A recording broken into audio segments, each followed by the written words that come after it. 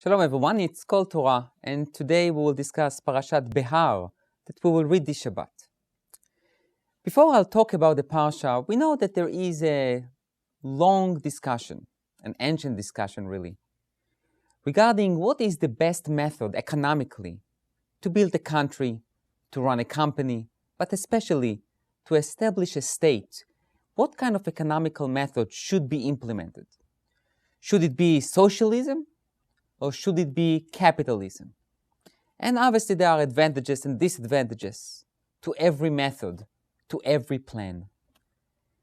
In this Parasha, in Parashat Behar, I think the Torah tried to describe and to illustrate some kind of a roadmap of how exactly to build an economical program that will help the state, but also will somewhat keep equality and equal opportunity for people. And I want to talk about the mitzvah, the commandment of the sabbatical year, the Shemitah, and the Jubilee year, the Yovel. The Torah commands that every 7 years, every cycle of 7 years, on the 7th year, the farmers, the owners of the fields, needs to basically relinquish their ownership and open the fields to everyone. And everyone can come and collect for their own families and for themselves, obviously, and to eat from those fields. And the farmers themselves need to go to yeshiva for a year to learn. Which means what? Every 7 years, there is some kind of a reminder to the owners of the farms and the fields, which basically in the ancient times, if you had a field or you had a farm, you were very wealthy. Don't forget, we are talking about an agriculture community, agriculture culture, and people who were farmers. So when you have a farm, when you have a field, you are very wealthy. So 1 in 7 years, there is a reminder of who is the real owner of the field. And it allows everyone to somewhat to rest, to reevaluate, to think, to inject themselves with spirituality. So in the next cycle, there is a hope, obviously, for more sensitivity to others, and to, after you go through a year of training, of chesed, of true kindness, that you open your field to everyone. You open the gates, and you share with everyone else. You probably will have in mind the needs of others more than you had before. But then comes the second commandment.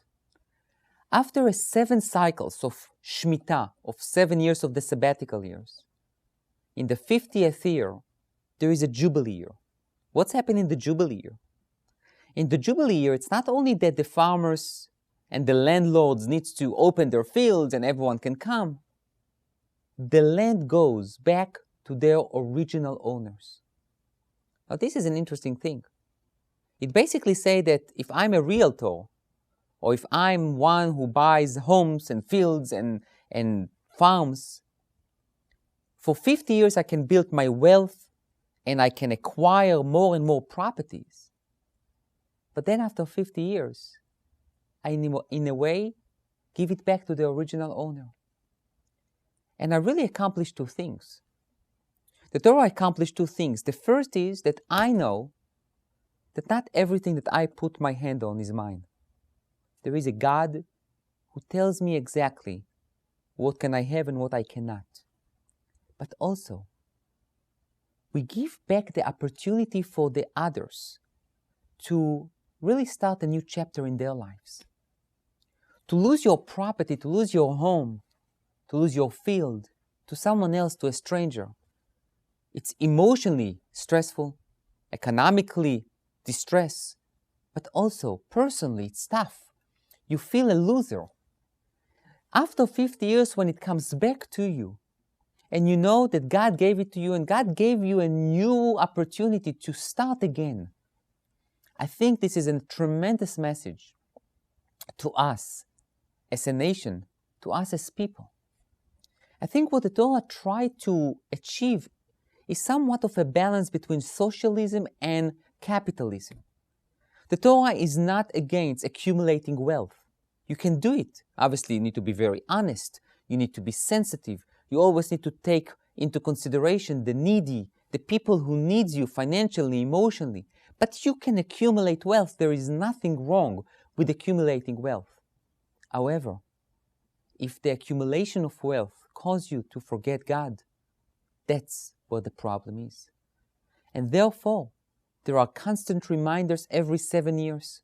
Remember who is the real owner. And after 50th year, everyone starts again.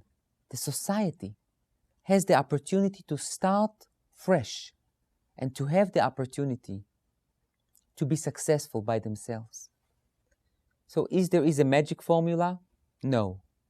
But I do believe that the Torah tried to suggest to us a really insightful depth of understanding of our society, understanding of economical methods for the benefit of the country, the benefit of the land, and obviously the benefit of the people. Thank you.